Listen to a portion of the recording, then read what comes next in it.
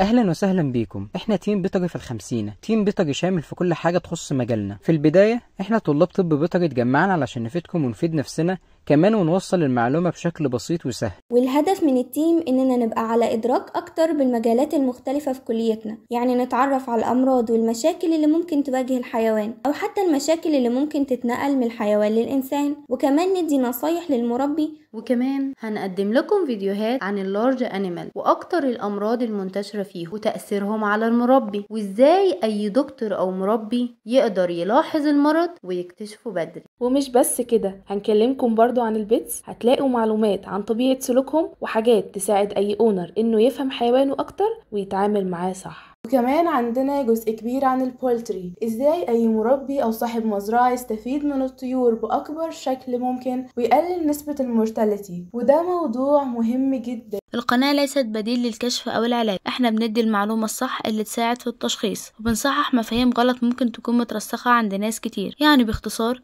لو انت طالب هتجمع معلومات تفيدك في دراستك وشغلك بعد كده، ولو انت اونر هتعرف ازاي تلاحظ اي عرض غريب يظهر على حيوانك وتتصرف بسرعة. وفي النهاية ايا كان البوزيشن بتاعك هتستفيد من المحتوى، هتلاقيه ممتع. فلو انت طالب او دكتور متخرج او حتى مربي، يبقى القناة دي مكانك المناسب. وما تنساش تتابعنا على فيسبوك، انستجرام، تيك توك، واهم حاجة قناتنا الاساسية على اليوتيوب. سلام.